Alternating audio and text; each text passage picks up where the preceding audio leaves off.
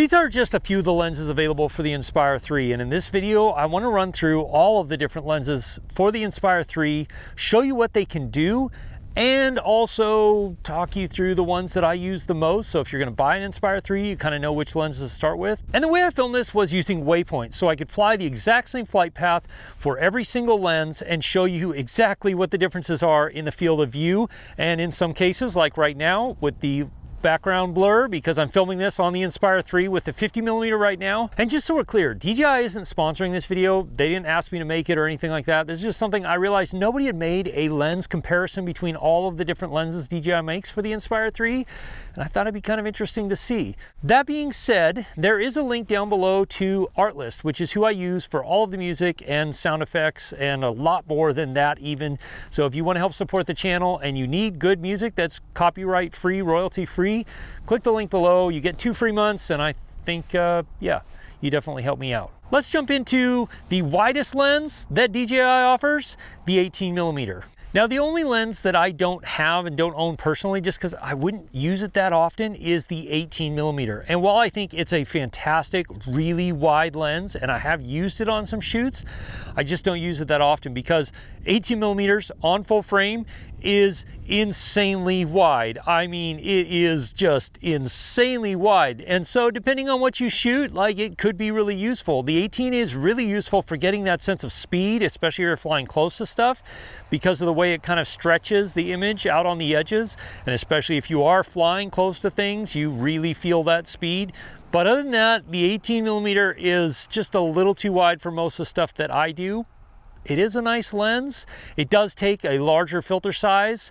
You need that 55mm filter size, whereas the other 3 lenses that are the 24, the 35, and the 50 all take a 46mm filter size. But then also, if you're going to get the 75, you're going to end up with a 55mm filter thread for that as well. So, but the 18, like, it is nice. It has its place, and it definitely has its uses. I just rarely ever use it in most of the stuff that I do. That being said, I've shot a couple of things for the LGPA that I did need the 18mm for, and they really, really liked it. This is the 24mm. It's a nice wide lens, especially on full frame on the Inspire 3. It's a great, really wide lens. I like it a little better than the 18mm, although it does have some flaring issues. Sometimes you can get these kind of purple dots and stuff, but I like this lens overall. I don't use it quite as much as I use the 35, but again, I'm in areas that are huge, absolutely gigantic. So 24 seems insanely wide when you're up here where things are gigantic. But it is a nice wide lens. It does give you a little bit of, you know, background compression where you could set your subject out there. But I think really the 35 or the 50 is a little bit better for that. And then wait till you see the 75. But the 24 is a nice lens. It's great for wides. You can get fairly close to subjects and, you know, get a nice shot. So everything you're seeing right now, shot on the 24, yeah, it's good.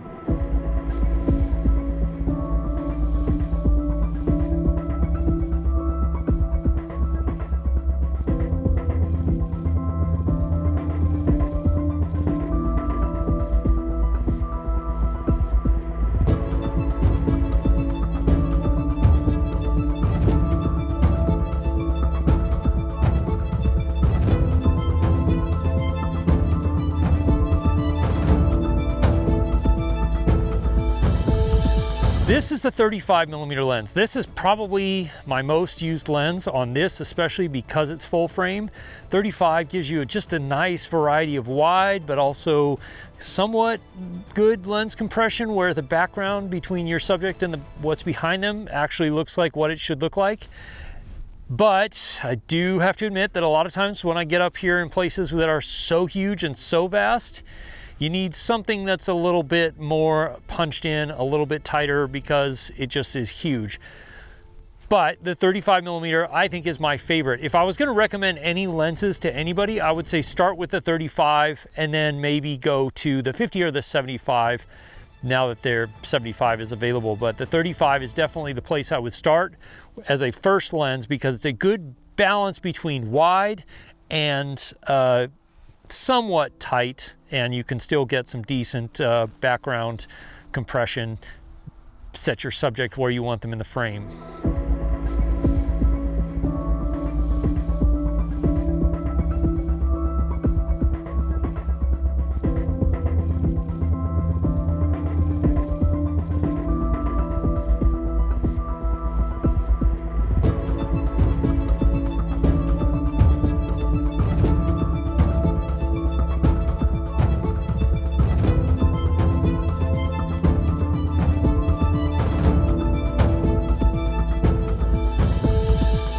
This is the 50mm, which up to this point, and especially when I filmed on the Inspire 2, the 50mm was one of my favorites. But the issue with the 50mm was, on the Inspire 2 at least, was that you would get these camera shakes and wobbles if you were filming in any sort of wind at all.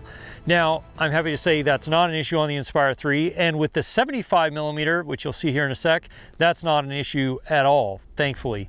But the 50mm is a really nice focal length. I use it quite a bit. I would say it's probably my third most used lens, just because it has a nice depth of field. It's got good compression. Yeah, it can be a really nice focal length, especially when I'm filming in these huge, vast areas. And I want to make a subject kind of pop against the background, give a little bit more true to life sense of scale, like in these clips you're seeing here.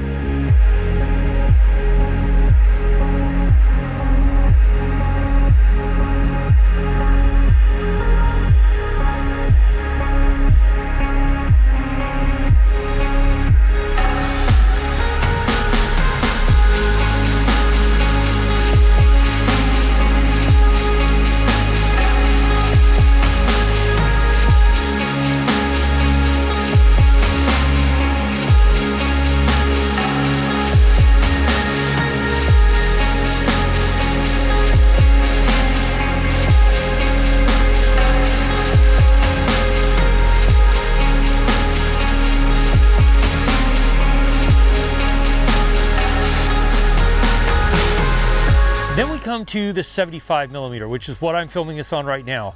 And it, frankly, is my favorite. Now, that might be partially just because it's newer and it gives it really nice depth of field and a whole lot of lens compression.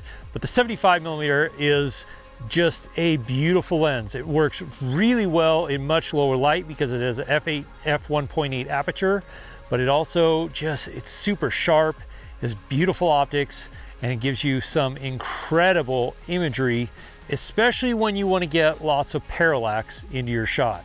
Now, because the front element of the 75 is so heavy, because the lens is so heavy, it does take a counterweight in the back of the camera and on the gimbal arm to balance it correctly.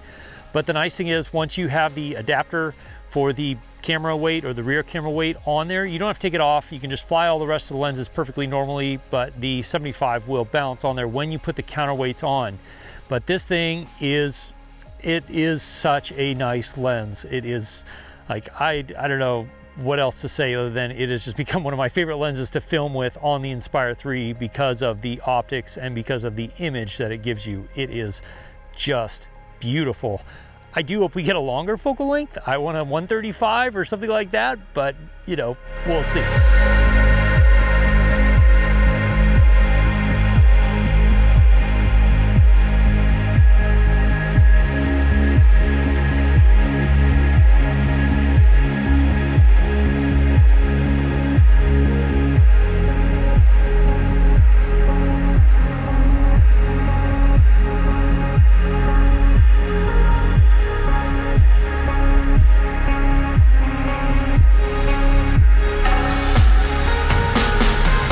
Now, beyond the lenses that DJI makes for the Inspire 3, you can also modify and put on third-party lenses, which is how I've shot stuff like under nothing but full moonlight.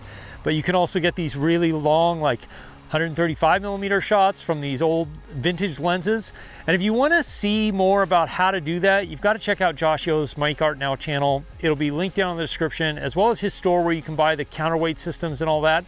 That being said, like, there's no autofocus, it's full manual, and it does take some practice and some time to really get stuff set up. So not something I would necessarily use very often with clients, but it is really cool to be able to get even up to like 250mm on the Inspire 3. It's pretty freaking wild. Next, you're gonna wanna watch this video right here. I'll see you over there. As always, if you have questions, ask me in the comments below, or you can join my live stream, which happens most Wednesday nights at 4 p.m. Alaska time, 8 p.m. Eastern. We can have more of a conversation.